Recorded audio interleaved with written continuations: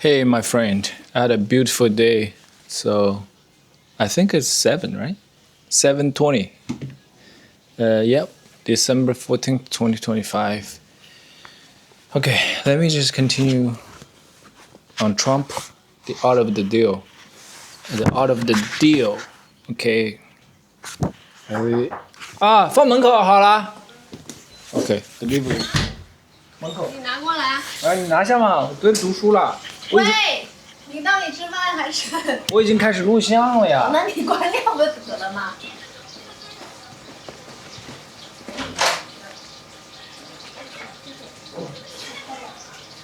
？Okay. Let me read the chapter 10. Low rent, high stakes. The showdown on Central Park's house. Sometimes by losing a battle, you find a new way to win the war. What you need, generally, is enough time and a little luck. I had both at 100 Central Park's house. This is a story about a group of tenants who fought very hard to keep me from tearing down the building they lived in and constructing a new one in its place.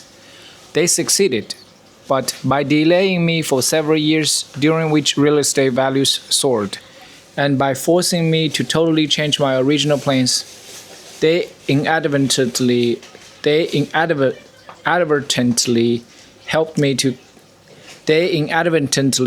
helped me come up with a less expensive and more profitable project.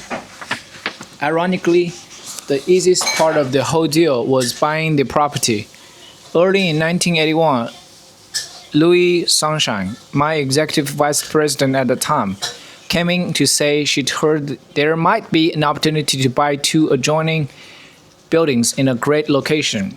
The first was 100 Central Park South, a 14-story residential building on the corner of Central Park South and Avenue of the Americas. The other was the Barbizon Plaza,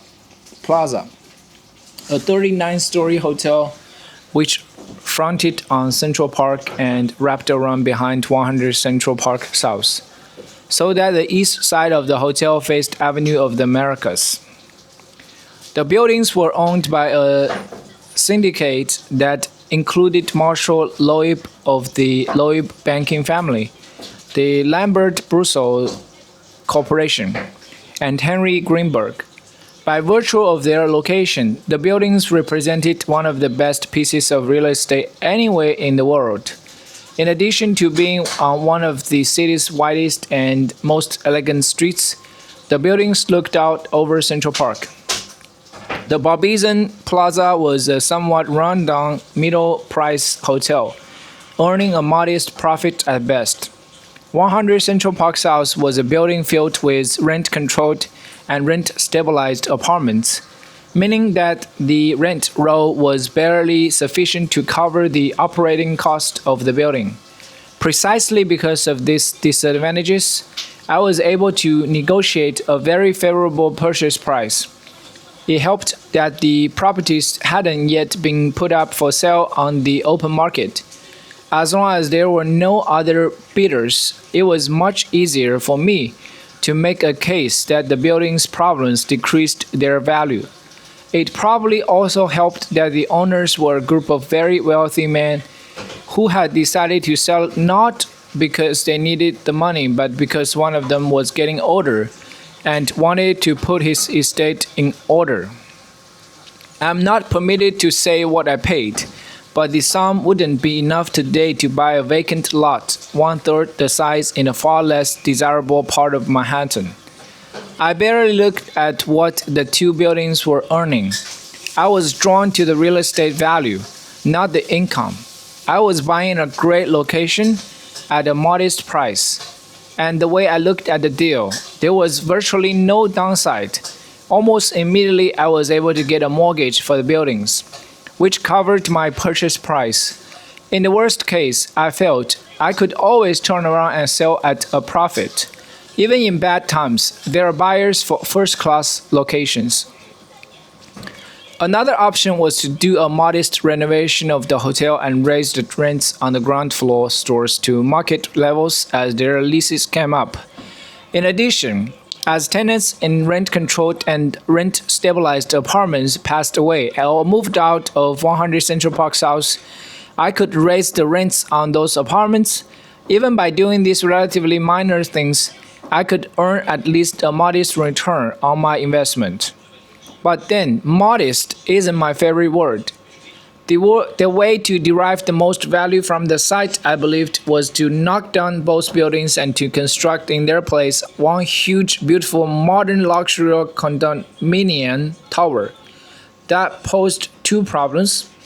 The first, which I recognized from the start, is that it's neither easy nor cheap to demolish a 44-story building such as the Barbizon. Still, I was certain that the prices we'd be able to get for new apartments in such a premium location would more than justify any added demolition cost. The second problem, which I didn't fully understand until much later, is that it's almost impossible to legally vacate a building filled with rent-controlled and rent-stabilized apartments. I knew that some tenants were sure to resist moving, but I figured time was on my side. I could afford delay. I was prepared to be as patient and as persistent as I needed to be. What I underestimated was how much the tenants stood to lose. I soon came to understand a simple axiom. The lower the rent, the bigger the apartment, and the better the location, the harder people will fight to keep what they have. It's no great hardship to consider moving if you are living in a mediocre apartment in a marginal neighborhood. Likewise, if you are paying market rent for a good apartment and you can find a comparable one at the same price, a small financial inducement will often prompt you to move. But at 100 Central Park South, many tenants were fighting to protect the ultimate in New York real estate. Beautiful apartments with high ceilings.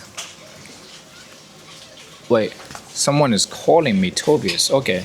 Anyway, I'm gonna continue reading. I'll reply later. Likewise, if you are paying market rent for a good apartment and you can find a comparable one at the same price, a small financial inducement will often prompt you to move. But at 100 Central Park South, many tenants were fighting to protect the ultimate in New York real estate. Beautiful apartments with high ceilings, fireplaces, and great views at an unbeatable location. Most important with rent control and rent stabilization, they were enjoying one of the great windfall subsidies in the free world. On the more open market, their apartments would have rented for as much as 10 times what they were paying. If I'd been a tenant at 100 Central Park South, I'd have led the fight against anyone who tried to get me to move. Unfortunately, rent control is a disaster for all but the privileged minority who are protected by it. As much as any other single factor, rent control is responsible for the desperate housing crisis that has plagued New York City for the past 20 years. Like a lot of failed government programs, rent control grew out of a decent idea that ended up achieving exactly the opposite of its intended effect. Rent control began as a temporary federal policy in 1943. The government froze rent on every apartment in America as a way to provide affordable housing for returning veterans. Having achieved that, the law was rescinded in 1948. But New York City adopted its own rent control law in 1962. Under the city statute, hold up, let me just get this phone call. Thanks for reading with me. Bye. 停止录像。